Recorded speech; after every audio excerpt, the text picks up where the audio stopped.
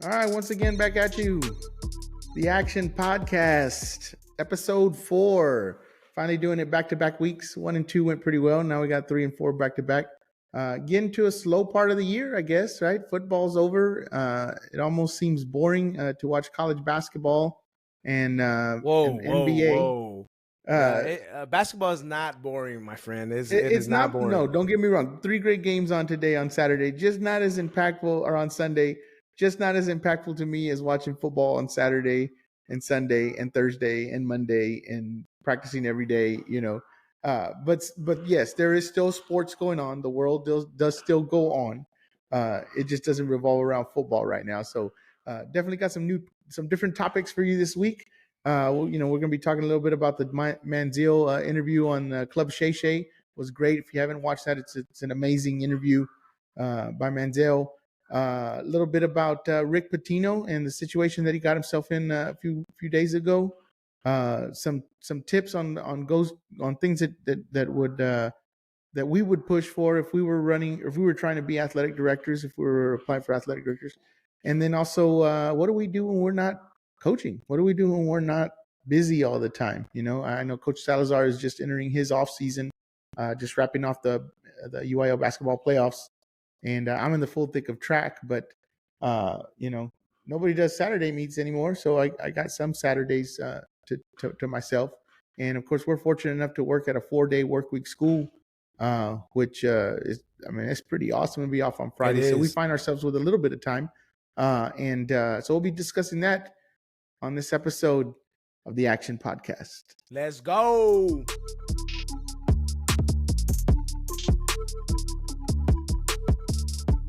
All right, so a few days ago, Rick Patino found himself in a little bit of hot water for some post-game comments that he had made. The team had been struggling, and I believe that they had gone 2 for 8 in their last 10 games, and they did pull off the win today by like 20 points. So obviously the kids responded, but he made some pretty harsh comments about the athletes, his mindset as far as coaching. He said it was the most miserable time he had ever had as a coach. Most unenjoyable. Yeah. And that it, the wins and losses didn't even matter. It was just the fact that he just did not like his athletes and the way they were performing. He called them unathletic. Said they couldn't move laterally.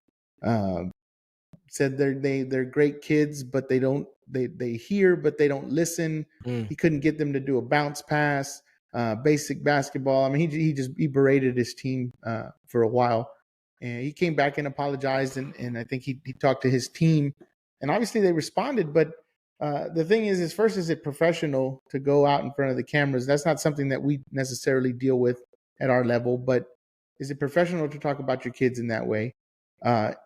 And the response was everybody was appalled. And how could you talk about your team if you don't want to coach anymore? Don't coach. But or do you want to be at? I think even the reporter asked him, "Do you want to be at St. John's?" He's like, "No, it's not the university's fault. It's my athletes. They're just not any good." And it tends to, one of the topics that we've talked about the last few weeks is coaching the modern athlete. How do you get the most out of them without getting them to check out, without getting them to transfer? For him, it's transferring in the portal. I mean, they can get in the portal the next day. Thoughts? Well, it's a really tricky situation. I mean, first off, when we evaluate what he said, if you've been an athlete, you understand there is going to be a highly critical circumstance that you will face from your teammates, from your coaching staff, from the head man himself, and you and I have been in athletics, for a long, long time, and we've played sports, man, and we know that we've gone through some tough-minded individuals that were head coaches of our teams. They led our teams, and it's not uncommon to have that type of call out. Now, as we've progressed to modern day athletics, I think you will start seeing it being phased out from where we're coaching at the high school level, at the middle school level, in youth sports. Though I do see some interactions at times be tough talk, tough minded interactions, but it's not going to be as common. Now, here's the thing about what we just witnessed. We're talking about grown men. Right. You know, we're talking about NCAA level athletes that aspire to be probably in the NBA, maybe playing overseas, and they have an all-time winner with Rick Pitino calling them out. And it is a little uncomfortable when you hear the sound bites. If you haven't heard the sound bites, definitely YouTube them, Google them, however you want to gain access to them. But it is a tough listen to, but it's not something that's uncommon. I think what was surprising to us that actually was revealed through the media. Yeah, no, I mean it was the post game press conference. So, I mean, he let it out there for everybody to know. Apparently, famously, he had told Tony Delk at halftime to transfer from UK because he didn't belong there and was never going to play and was never going to be a successful basketball player. He turned out to be a pretty decent NBA player. Absolutely. So it's not something that's uncommon for him is to call out his players and question their manhood, I guess, per se. I didn't play college football or college sports. I know you played college sports. And my understanding is that it's not uncommon to get MF'd up and down the field or up and down the court. Absolutely as not. as they try to motivate you to do better, you know. But with the modern athlete, I'm not sure that works because of how easily kids can transfer. And kids are young. When they're that young, under 25, they're looking for the path of least resistance, you know. And sometimes they're not necessarily looking for the guy that's going to be hard on them, you know. And I think that's kind of where Patino is at. It's where Nick Saban was at, you know. The modern game and the way that the athletes respond to intrinsic motivation, I guess you should say, is not the same as it has been before. Is it part of toughness? Is it part of getting your point across? Yes. There's a fine line between being disrespectful and, you know, at least the way we deal with because they are kids, you know, and they do have parents and we do have administration. I mean, it's not something that we would do to point our kids out, but every once in a while you have to tell a kid, hey man, you're just not doing what you have to do. You know, you should be better. You should be stepping it up. You're not doing what we've asked you. You know, sometimes you got to have those tough conversations, and sometimes the kids respond and sometimes they don't, you know. Well, I'm going to attack it twofold. You know, a lot of what you said is absolutely necessary, right? Like when we need to hear the truth. At the end of the day, it's a bottom line type of environment, right? Either you're producing or you're not. And so in the case of Patino and the St. John's basketball team, they're not producing to the level that Rick Pitino wants, you know, but it's not uncommon for us to have tough conversations. You know, at the end of the day, now more than ever, when we have our modern day athlete being told left and right, whether it's by parents, you know, whether it's by, you know, grandparents, their friends, like their ego is being stroked. And now, you know, they're coming into their locker room environment and the practice environment. And if you have somebody telling you constantly, you're the man, you're this, you're the woman, you're this, you know, and you're not producing as a coach, like we cannot afford to add to that era of ways, right? We have to check it and call a spade call a spade, you know. So I think that those tough conversations need to be had, right?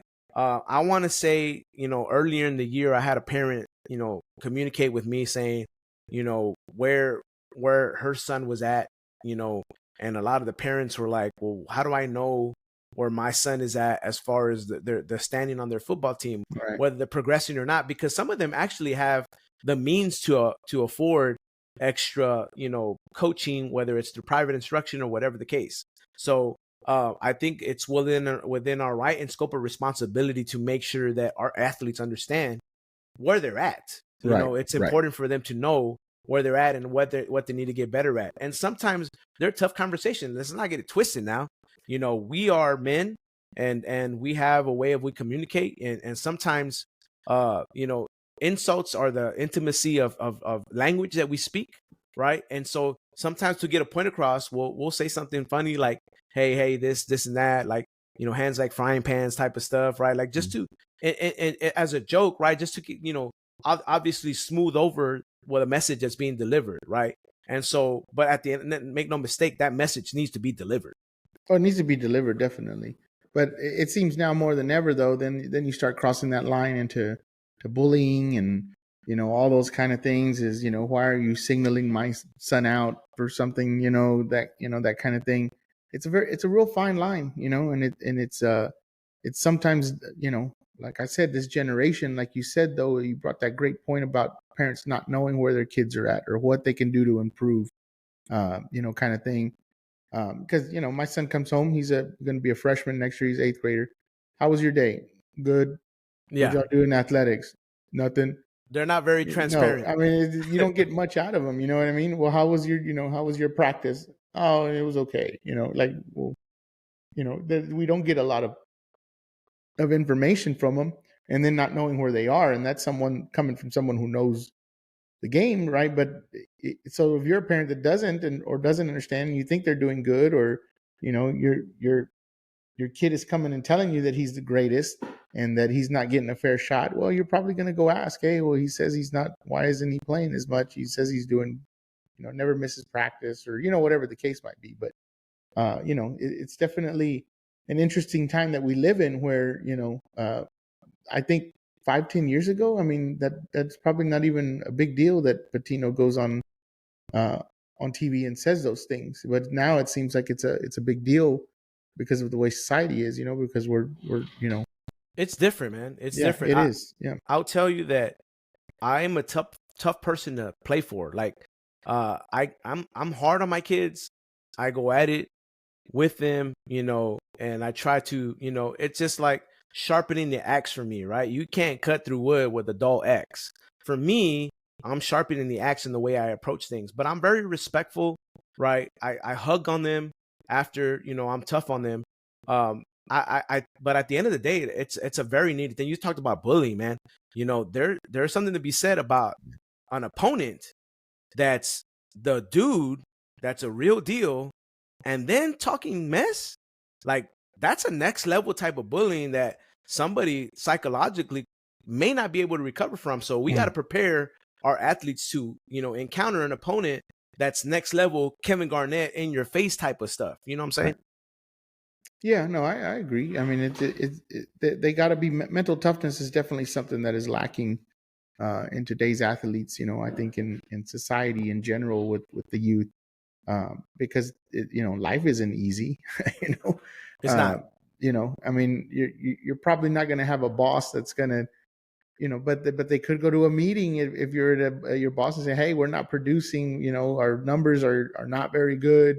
If we don't do a better job, you're going to lose, you're going to lose your job, which is a whole different thing than, hey, we're not going to win the conference, or we're not going to make the NCAA tournament, and that's where it needs to correlate, right? That's where it needs to, where it's beyond the game, right? We're trying to build leaders and men that are tough,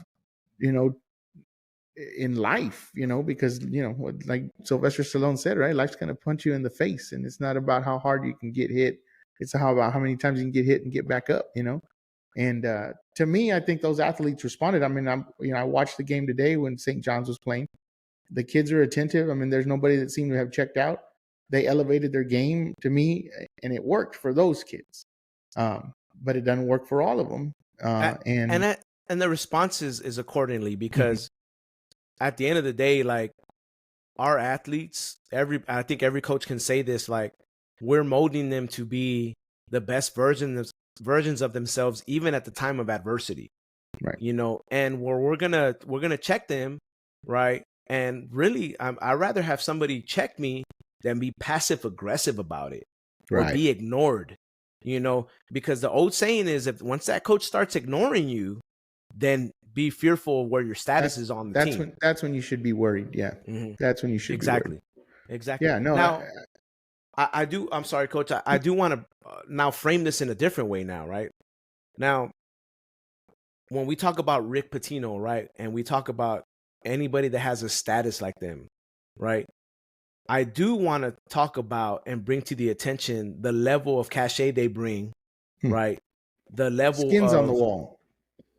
well, let's just be real with it. Like, some of these guys are drunk with power, and so they themselves have never really been checked, or I it's been a see. long time that they've been checked. And so I'm okay with actually having this discussion about whether it's right or wrong at the amateur level that we work at, but when we're talking about the NCAA, it's no longer amateur.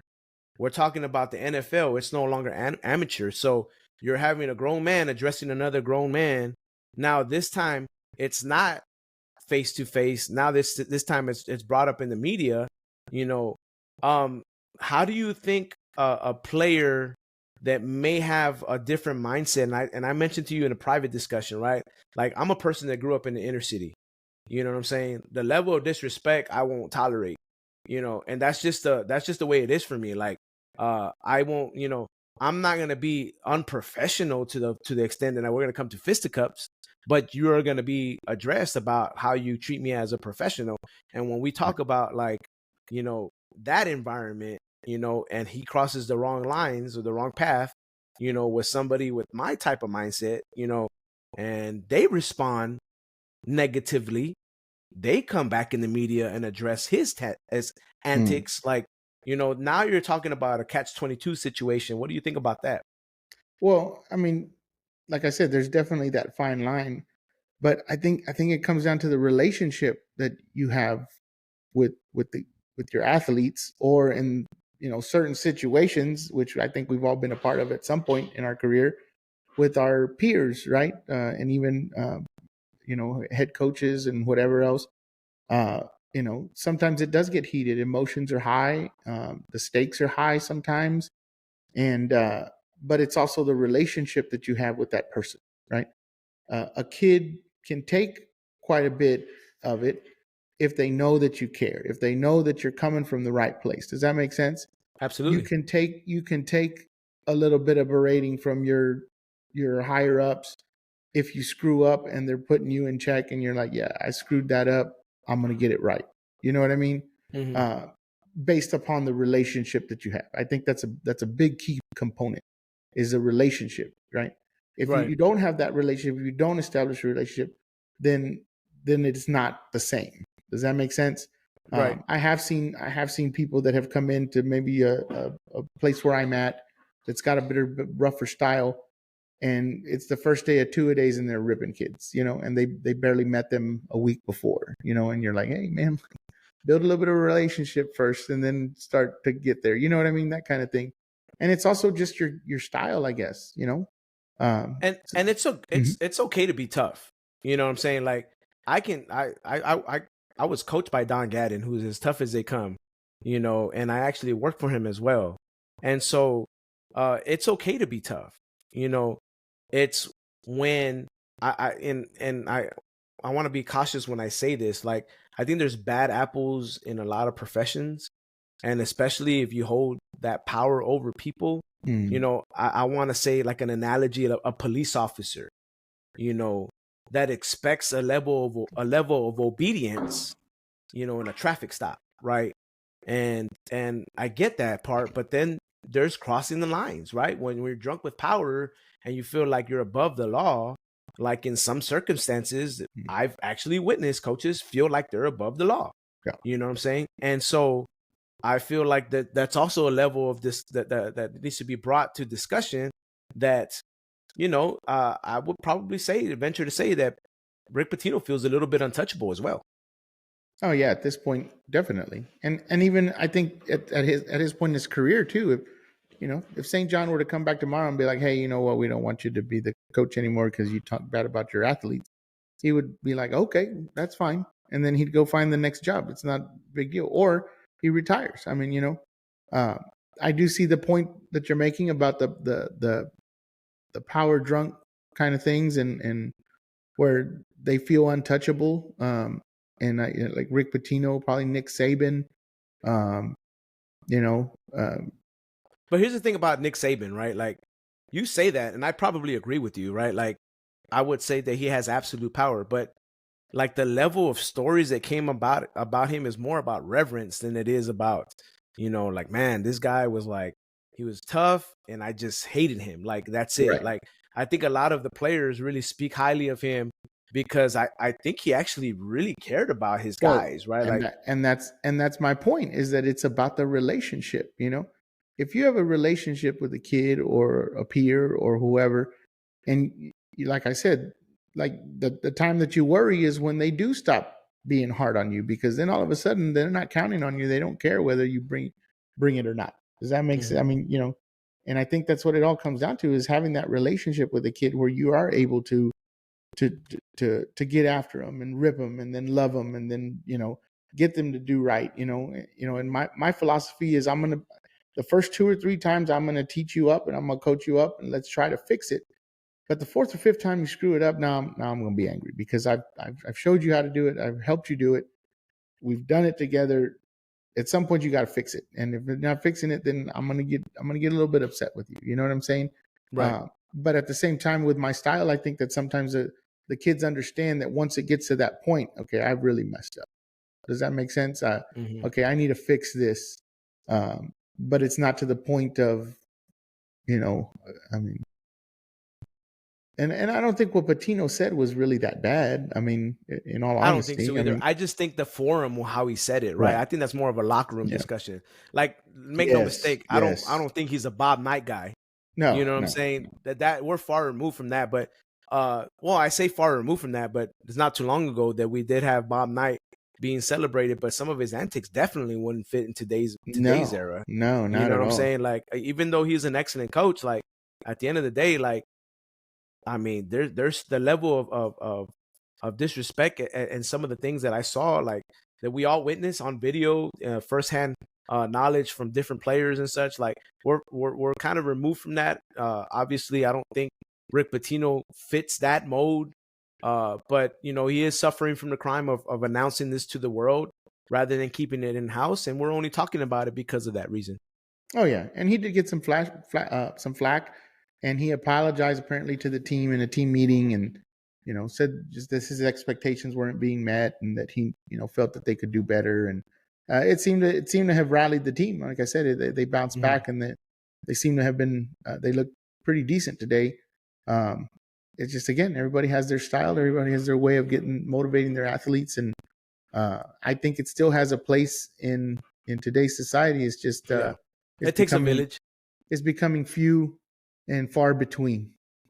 Well, definitely, for your young coaches, be yourself. At the end of the day, like, you have to be your authentic self to get your message across, because kids will see through that. But we definitely need some tough-minded coaches that are in the room that really bring balance to the equation, right? Like, they're a part of the recipe.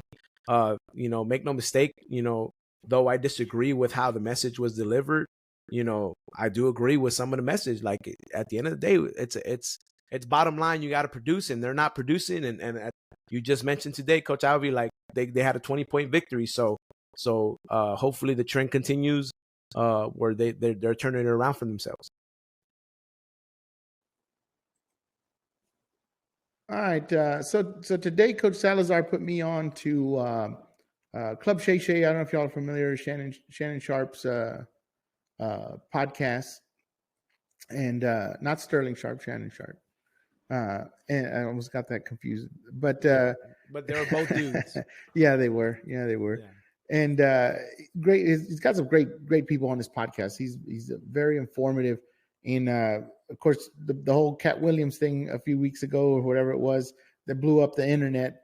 And Coach Salazar put me on today. Johnny Manziel was on there today, and or this week, on Club Shay. If you get a chance to go watch that on his podcast on wherever you find your podcast, it's a great interview. Manziel just speaks so well, man. I mean, what a shame that he wasn't able to get it together, and really eye opening. Speaks a lot to where he is now as a man, I guess. Mm-hmm. And he knows that he screwed up a lot of things, and that he screwed up his chances. He apologized to Drake and to LeBron for believing in him, and then very very eye opening. A lot like the documentary that's on Netflix. If you haven't seen that, the Johnny Manziel Netflix special is. Coach, I honestly believe it's more riveting than the documentary. It does go deeper. John, Yeah, it does go deeper. It's awesome, man. Shannon Sharp asks great questions, Coach. I mean, he really does like get to the bottom of it, Well, probably some of the brown that they're drinking too. Yeah, that where they're sipping on that expensive whiskey there, bourbon or whatever. Yeah, I think it allows for that little bit more comfort level. But first off, shout out to Club Shay, Shannon Sharp. He's doing an awesome job. Honestly branching out from Skip Bayless and finding his way, and he's landed two of the biggest interviews in 2024. First off with Cat Williams and now with Johnny Manziel. And first of all, we know Johnny Manziel from like proximity. Yeah. Man, did this guy put up video game numbers right around the time that I first started coaching. That was around the time that I first started coaching. I think he graduated from Tybee in 2011. I started coaching in 2007. And so I was able to see the level of fame that he had as a senior quarterback for Kerrville Tybee. The game that he had against Steele, Malcolm Brown led Steele, and the game that he had against Aaron Green and Madison, those were highly, rated televised games as a high schooler, and he was putting up video game numbers. So the allure that he brought was always there for me, probably for you, Coach. Oh yeah, and there's a reason why he's called Johnny Football. He's a legend, man. Around this area, he's a legend, and a lot of people in the nation probably equate him as a failure, but man, when he was on his roller coaster ride, the peaks of his roller coaster was as good as it gets. Oh no, absolutely. And in the interview, it was almost a highlight of Texas football. I mean, the way he praised Texas football, how he said that, he gave his top 5 quarterbacks of all time from the state of Texas, put Kyler Murray at number 1. He said that was the best football player he had ever seen. Helped recruit him to A&M, and then it kind of fell apart there at A&M with Sumlin and Spavital and Kingsbury and those guys. But it was eye-opening because it kind of took the layers off, I thought, where he talked about that he wasn't, he was raised right. They would go to church on Sunday, that he was not raised to be like the way that he acted, and he owned up to it. I'm sure he's in counseling, and I know that he had been in rehab before. So I'm sure those things had opened up for him, and he understands now how he has a part in what happened to him.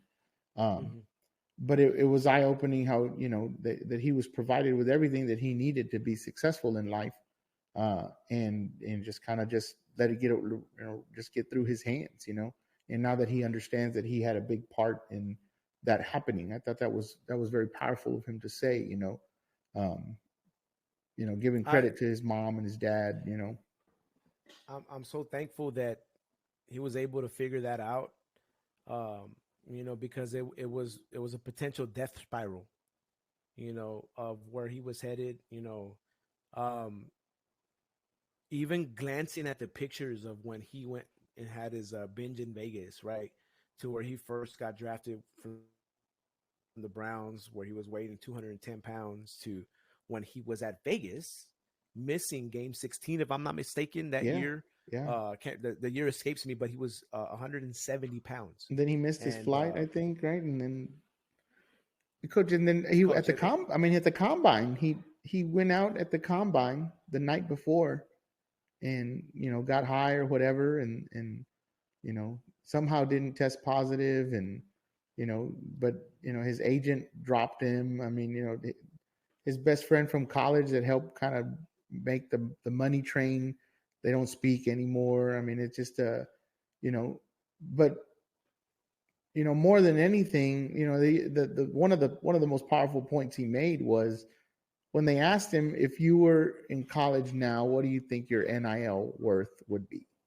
And I think Shay was like, 5 million, and he was like 10 million. He's like 5 million just to get me on the campus, and then a 5 million for all the other stuff that I could make money for, That's and that Aggie money. yeah, That's that Aggie money right there. yeah. And Shannon Sharp straight out asked him, how, what would have happened as a freshman in college if you had, $5 million, and he was like, oh, it would have been a debauchery, like it would have been a complete, shit show, and that that lends to what a lot of these athletes now are going, they're getting this money so early, and he said that they would get like a $700 amount a month allowance or whatever, and he was like, most of these guys were sending that money back home, um, they're supporting their families. He talked about I thought it was also kind of, led to how much people liked him in the locker room, I guess. You've never really heard anything bad about him being a locker room presence. It was more just his ways outside of the building, off the field, but where he bought diapers and stuff for Mike Evans's daughter, I think, when he was little, when his friends needed book money or whatever, or, if they couldn't pay their tab at the bar, that he'd show up and pay their tabs. It's just, he was rolling in the dough. He was NIL before NIL. If we were being realistic. For sure. For sure.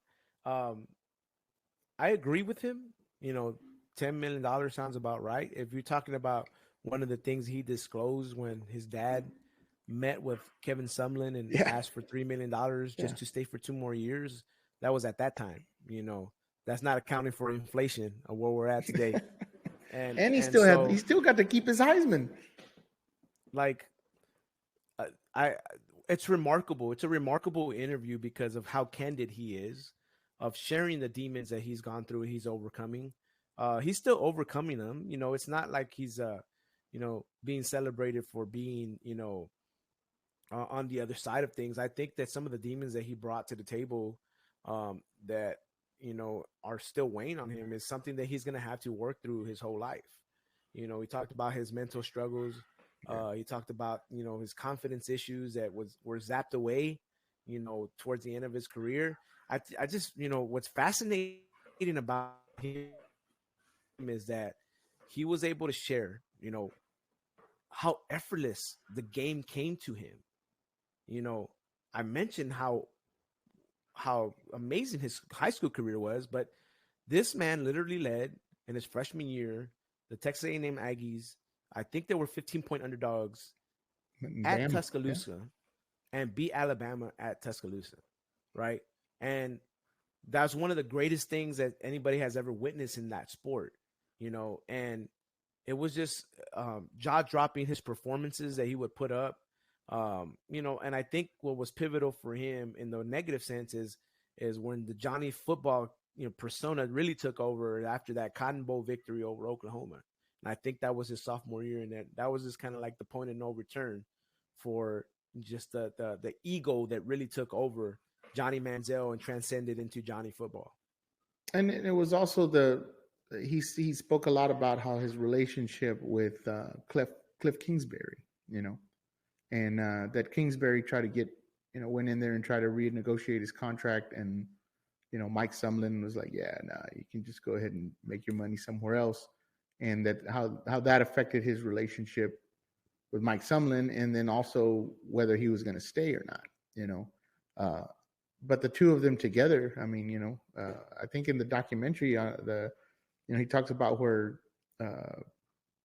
Kingsbury went to go pick him up, I think, because he was passed out drunk the night before, was hungover, threw him in the shower, gave him some coffee, hey, let's go. And then he played the game like at 3:00 in the afternoon or whatever, and lit up the scoreboard, which is just crazy to think about at that level, that he was able to do those things, because the things that he volunteered, for sure, he was getting drunk on Tuesday. For sure, he was getting drunk on Thursday. Tuesday with the baseball guys, and Thursday with the dogs on his team. That's what he admitted to. That was a for sure. Mm-hmm. We don't know about the other times, that transpired throughout the week, right? But he was lighting up the scoreboard, and it was very, very entertaining. He was one of the most entertaining football players I've ever seen, and personally speaking, between Johnny Manziel and Vince Young, and what I witnessed from those two guys in college football, some of the most entertaining football I've ever seen in my life. Well, he said that's what inspired him to play football was watching Vince Young win the Rose Bowl. He'd always been a baseball guy before that, and then after that, and that Christmas, he got a Vince Young jersey with the Rose Bowl patch on it, and from that point on, he decided he wanted to be a football player. But he said that he had played baseball since he was really young, and by the time he got to high school, he was really burnt out on it. Mm-hmm. And that's interesting because when you have that level of talent, I'm sure he was a great baseball player. Sometimes, the youth sports thing is such a conundrum because you do want the kids to get exposure to sports. You do want them to compete and have fun, but sometimes these youth sport leagues are just so serious, and sometimes, the select thing and how much money it costs and the time, if a kid is getting burnt out by the time he's in high school, that's not good for anybody, luckily he was able to find football and it was his path to at least getting to college. But, who knows? I mean, he could have been a great baseball player and maybe that the football stuff and the whole Johnny Manziel stuff never happens, Well, there's no doubt in my mind he would have been excellent at baseball. Mm-hmm.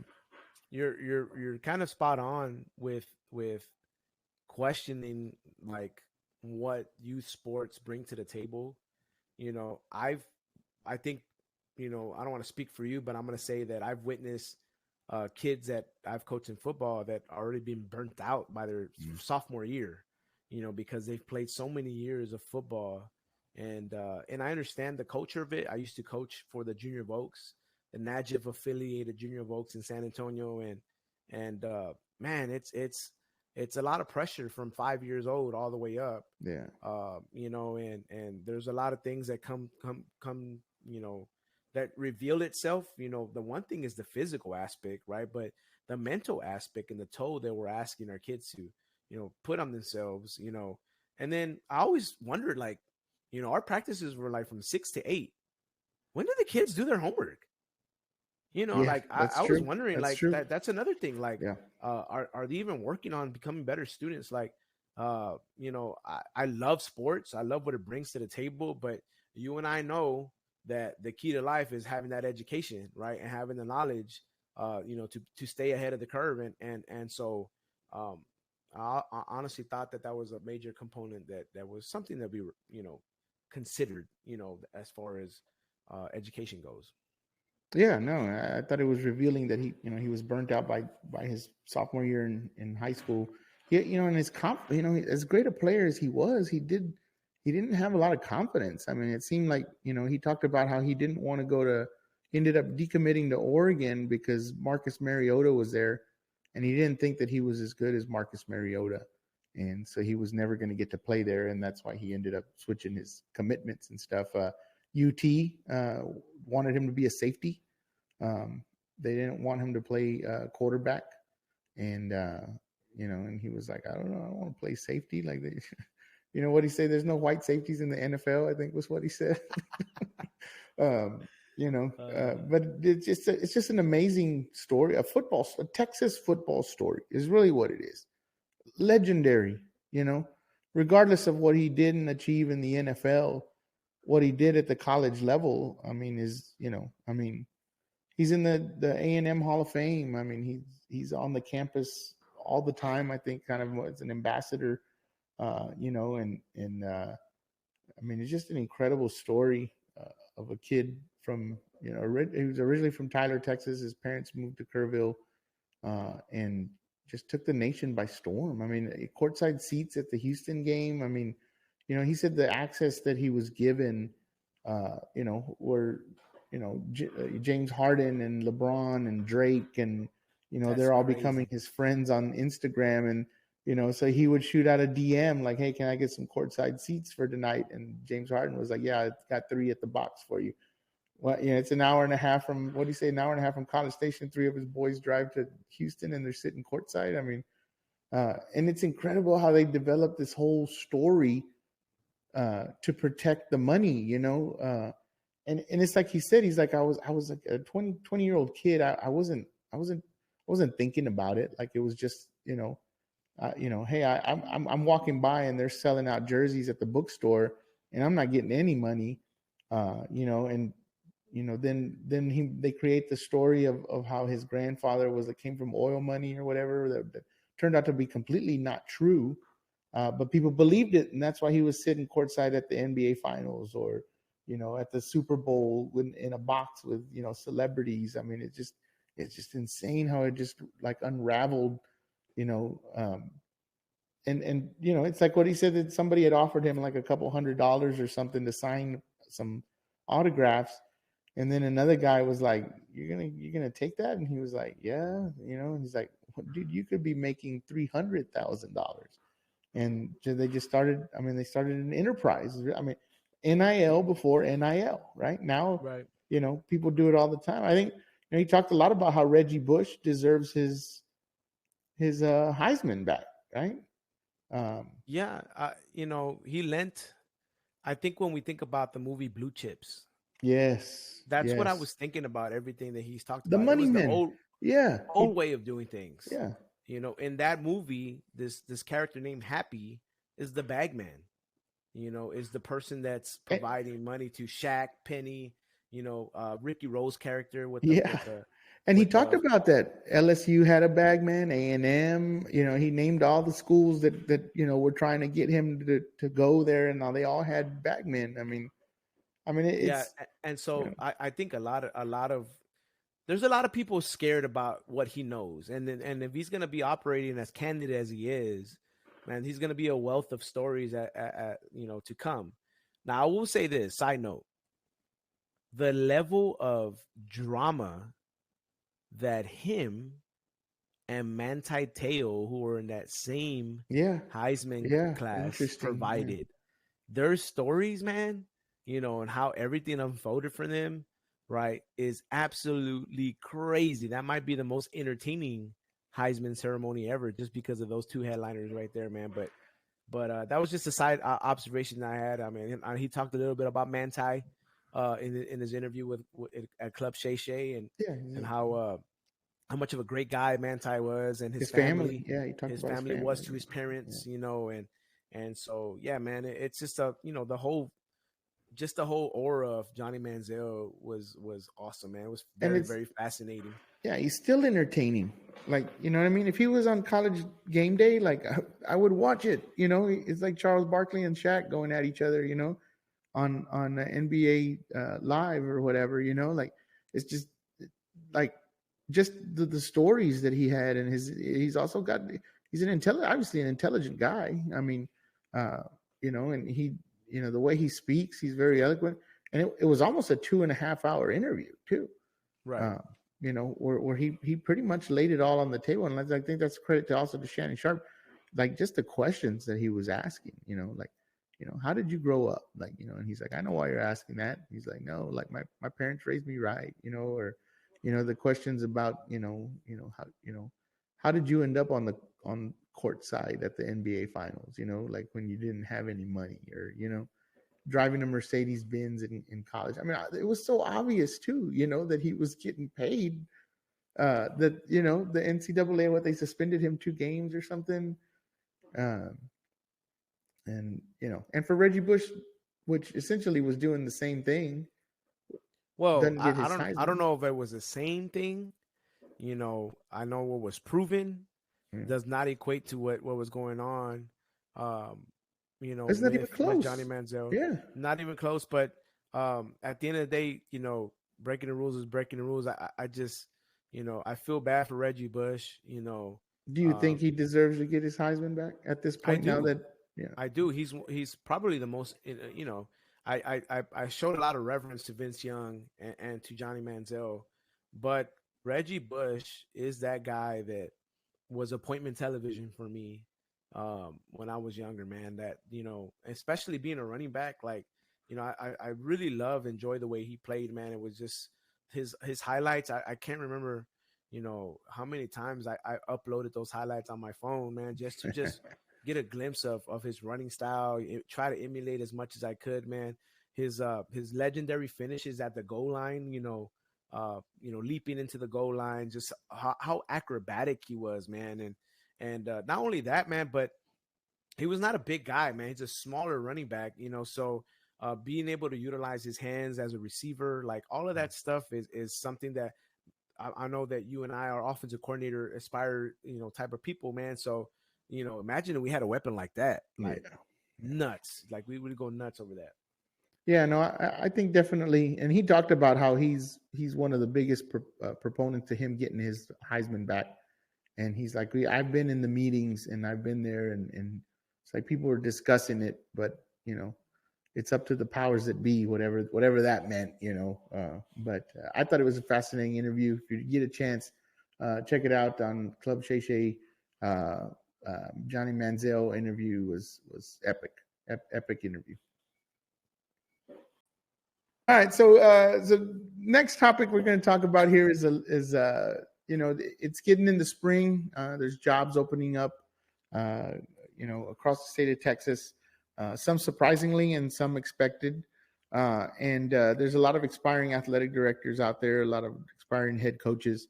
And it's a very different interview process than it is getting an assistant job or even a coordinator job, because it is an administrative position, typically some type of committee or community members. It's just very different type of interview. So one of the things we're going to talk about is what would be your secret weapon? What is one thing that you think would separate you from the other candidates? Sometimes there's 16 candidates that get interviewed. Sometimes there's 2 candidates that get interviewed. Then typically there'll be a finalist list of 3 or 4 candidates that then get interviewed again, and then a finalist, of course, gets picked and then taken to the board. But what is your go-to secret weapon that would separate you from other candidates if you were interviewing for an athletic director job? Coach Alvi, it goes without saying, but I'm gonna assume that everybody that's targeting a position like this knows ball, right? And inside zone, whether you're a zone guy, gap scheme guy, whether you're a 3-4, 4-3 guy, 3-5 or stack defense, whatever. Like, we all know ball, right? But as you mentioned, it's an administrative position, and really has to transcend and really branch into the school that reaches beyond your student athletes. And so I have an idea that was presented to me by Steve Garcia, defensive coordinator, head baseball coach at Lanier High School. Is a guy that I grew up with, one of my best friends. But he mentioned a senior exit plan, right? And so the picture that he painted was establishing a character development / career aspirations planning into your football programming. And the outcome is to allow for growth that prepares our young men to be a professional in something other than athletics. And I think, honestly, it goes without saying, like, most athletes want to be at the professional level, but at the end of the day, is that realistic? We're talking about the 1% of folks that really make it to that level, and even at that 1%, it's not even a guarantee to sustain that level.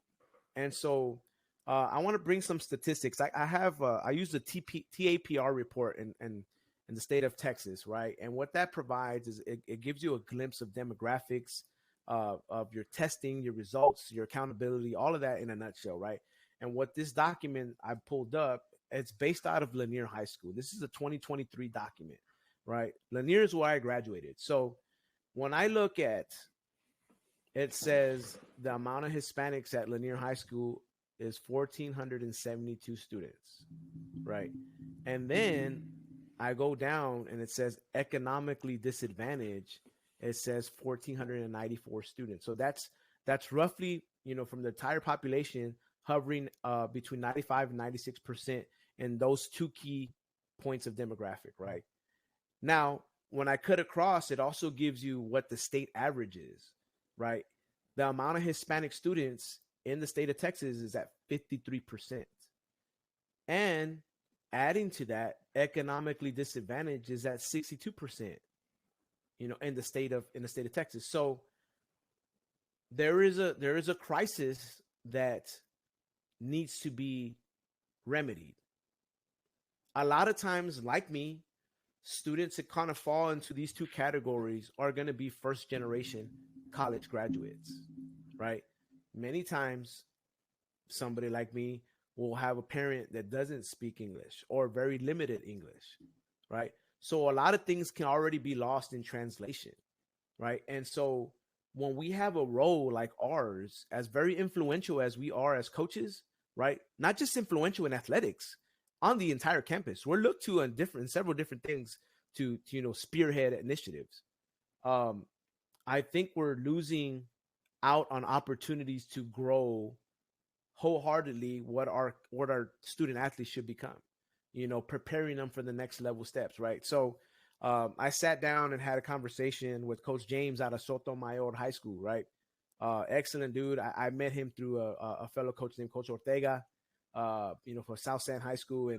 And so he's an independent finance contractor, right? And so what he does is he educates folks on finances, right? And how that's supposed to look and what some of the key things that most homes like myself and the way I grew up with are missing. And so it really, you talked about Rick Patino early on, right? When, addressing things head on, right? That's what it was for me. A lot of that type of education was missing in my household, not because it wasn't a topic of conversation or prepared to talk about. Like, it just was stuff that we didn't know as a family, stuff that first generation type of families, do not know. And so when we have this level of influence, right, I really feel like we're missing our mark in the development of our student athletes if we don't have something like this established. We go on and talk about people that we know, some of our student athletes. When we asked that question, we said it last week, one of our athletes, what are we doing once we graduated? When we graduate, we're 4 months from there. I don't know, coach. I mean, I have some things, I have some ideas, but I really don't know. This isn't even one of the lower level students. This is one of the high achieving students. And one of the best teammates I've been around. Yeah, doesn't have a plan. Yeah, no, I think that's a great point, is establishing something beyond the field, right? Beyond the game. Like you said, the vast majority of our athletes are not going to be pro players. They're not going to be college players. Some of them may not even be made for college. And I think that's one of the things is also, is the lack of trades, welding, the plumbing, the electrician, and just having those kids have a plan. I think that's a great point. As far as when you go in there for that type of interview, is establishing that type of program where it's past the game, right? It's more than just the game. It's transformational. Right. Because that's bringing people out of poverty. That's bringing people in, first generation education. That's, all those kind of things. And maybe the broader point is knowing where you're going and your demographics of the kids that you're going to be teaching or coaching or administrating at that point, and understanding their backgrounds and what it is that you can do to help, to be beyond the game, right? Beyond just X's and O's. In fact, I've only been part of 2 interviews, but there weren't any X's and O questions. I mean, all the questions were administrative and how you would handle certain situations and budgeting and things like that. And I think that something like that, where you are having a program to establish kids starting from when they're probably in junior high, let them start a plan, of a career development. What is it that you're interested in? It might change from being an NBA player to, by the time they're a sophomore, they're, looking at, being a welder or a teacher or whatever the case might be. And then you, as part of your program, then establishing that pathway to get there, right? A lot of times parents don't know, they don't understand. I recently had a conversation with a former friend, and his kid is now in college, and she's at a junior college, and she's getting her associates. And just it was like, can she teach with an associates? So well, she really needs a bachelor's, that kind of thing. And just having someone to talk to, and he's like, what, I'm gonna have her call you, and yeah, no, definitely give her a call. I can try to guide her, at least how I did it and how you're able to do it. But a lot of people don't have that. A lot of people don't have that. And as you, as an athletic director and establishing your culture, in making it pass beyond the game, right? I think that's the whole goal of everything that we do, is to get people to be good citizens and mothers and fathers and brothers and sisters and whatever else, as they grow older and become good, contributing members of society. And if we can help establish that plan, because I think you're right when you say that what we do and the way we are with our athlete, because of the relationships that we had, that the positive impact that we can have in helping guide kids. I've never really thought about it from that aspect of, we have them for the 4 years they're in high school, they graduate. I hope they do good. A lot of times it's kind of the way I've always been, like, I hope they do good. I like to hear when my athletes do good, but what am I doing to make them be on that path? And I think that's a great point, and one of the things that I've always said is that, athletic programs are essentially leadership academies that get to play sports. The sports is a big part, obviously, but it's what they learn playing those sports. It's what they learn about life. It's what they learn about, camaraderie and teammates, and being contributing to something that's greater than you. And it's a pretty powerful thing, that you bring up about getting them on that pathway, establishing a plan for those kids, and I think that's a really good point.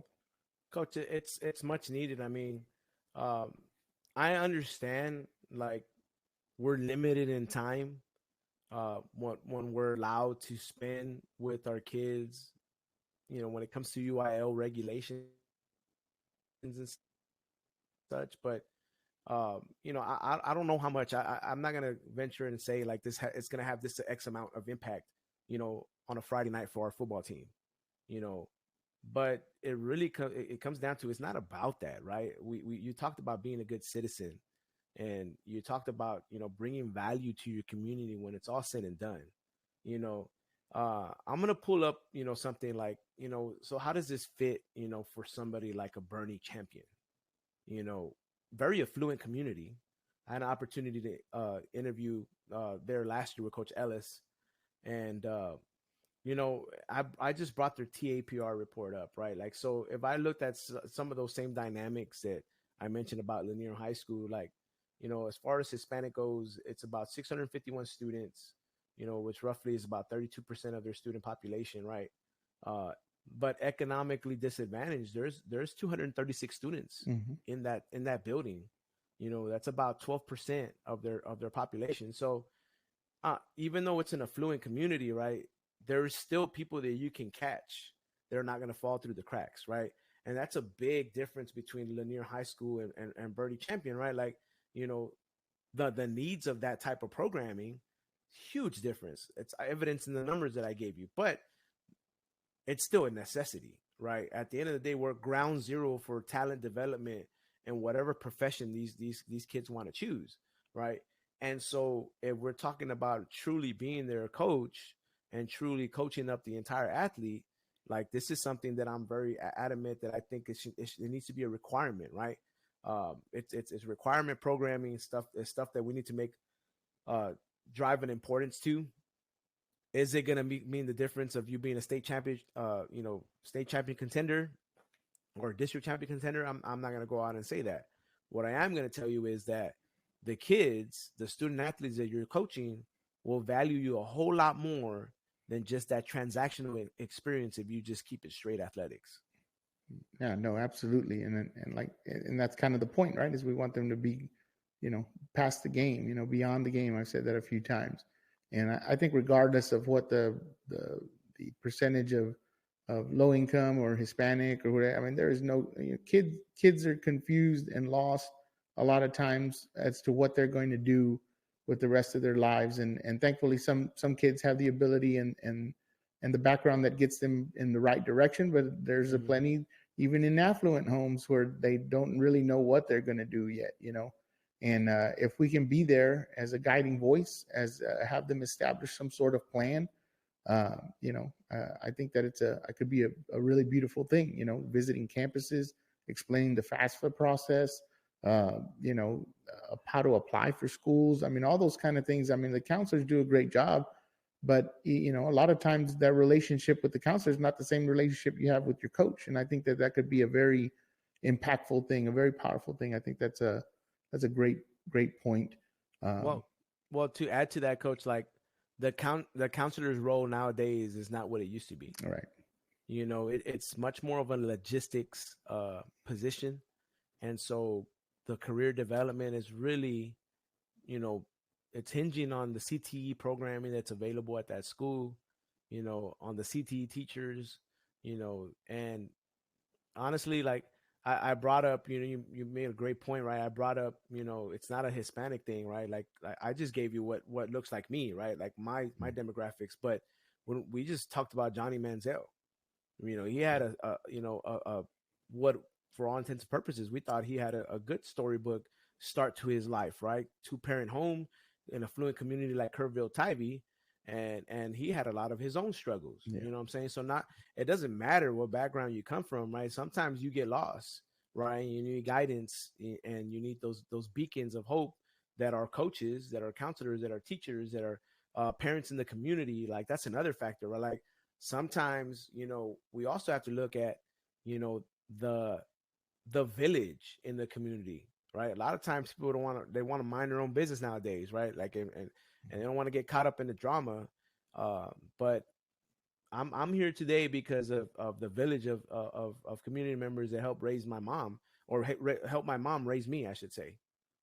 Yeah, no, it's definitely that mindset needs to come back into our communities. The village, and what better place is the village athletic director or the village sports. I mean, it's huge in especially in small communities.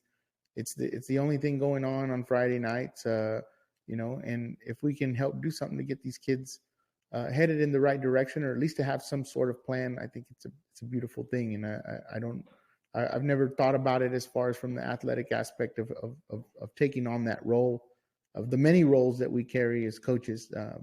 But I think that's a great point, Coach, and you make a great point on that. If you want to know what that looks like, folks, shout out South Dayas at Lanier High School. They got a wonderful program that I just saw that they expanded it with UIW in a partnership. Phil Baron at South San High School, they have a Making Men format that they do. It's a leadership panel that goes out, for all spring, that culminates in an event. It's a tie and suit event that allows a student athlete to bring their father figure into the fold. That's a great representation of it as well. Leon McNeil and City Kids Adventures organization that operates basically out of San Antonio, but I know he lives in Divine. These are wonderful people that you can get in touch with to, investigate what that looks like, right? Of course, you can shout me out. I coach Yvan on Twitter, and we can have more of a discussion on what that would look like. So as we wrap up the episode 4 of the Action Podcast, we were kind of talking about on the break about what it is that we do on our off time. As summer's around the corner, spring break is coming here in 2 weeks. So for some of us, we're still working. If you're baseball, softball coaches, we'll have a couple track practices in there, but we try to give the kids off some time in spring break. But as summer approaches and spring break, what is it? Some of the things that's your go-to, coach, to unwind? I know you're free in this full spring sports, probably for a long time. I don't know when was the last time you've had spring off, but basketball just ended. What are some of the things that you do to unwind and on your free time?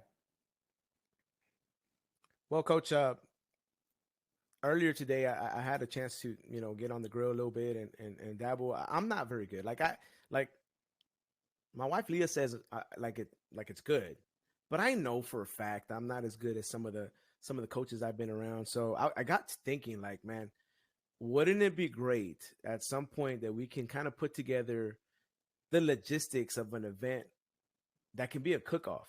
Because I can tell you right now, right?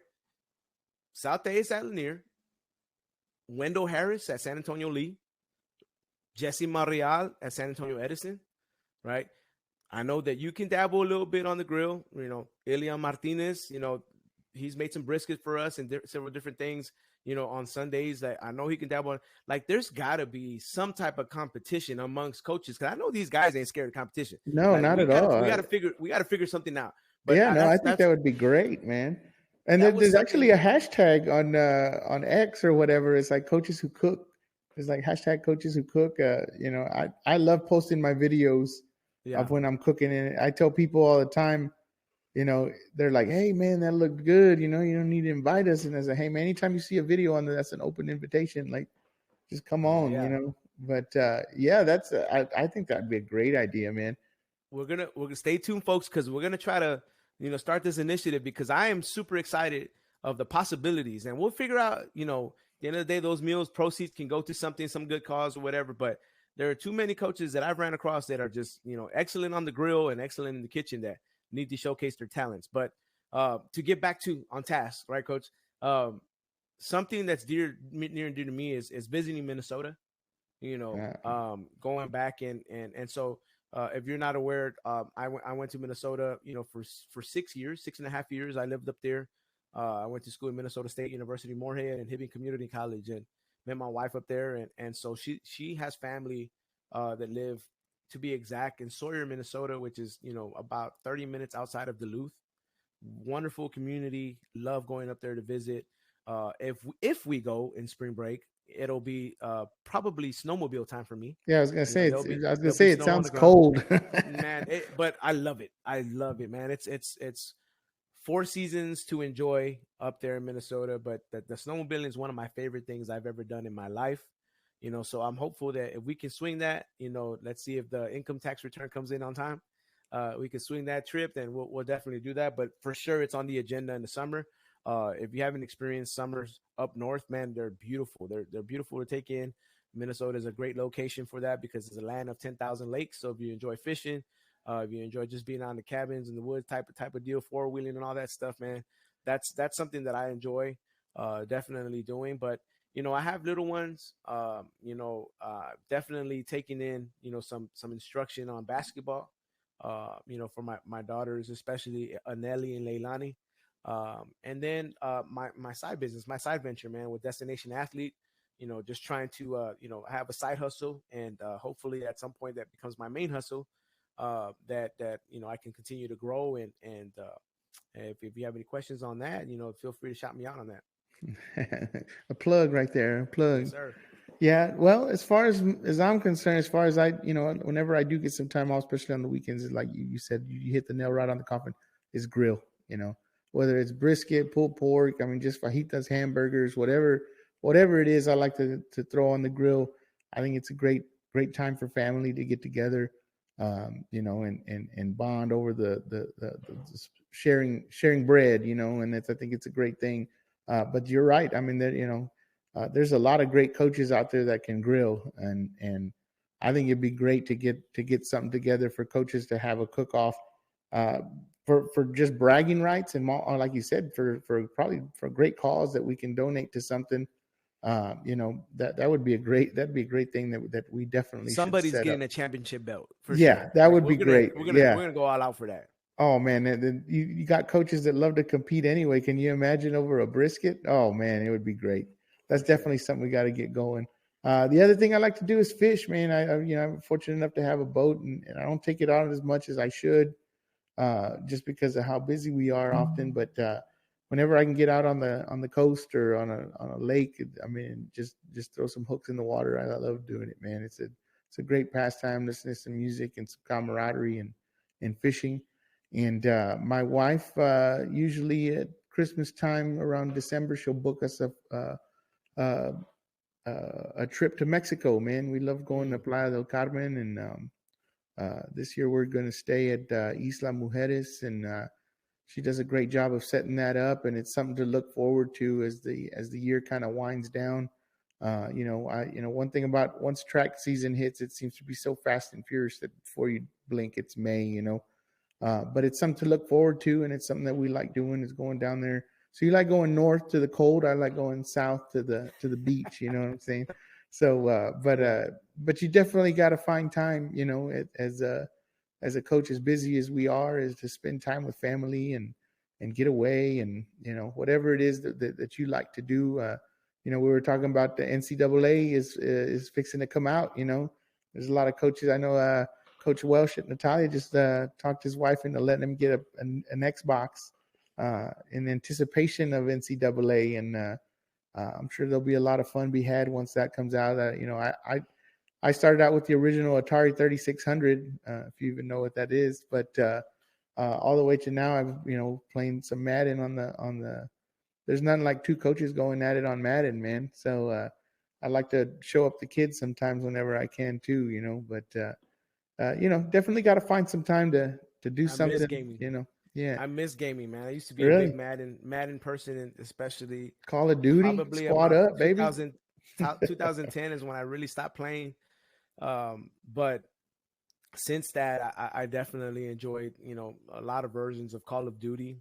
I'm not, awesome at it. I can compete a little bit, but very, very entertaining. I could tell you that if I get on Call of Duty and it's like 10:30, 11 o'clock at night, I probably won't shut the game off until about like 4 o'clock in the morning. 4 in the morning. Like you'll my be in adrenaline trouble, level. man.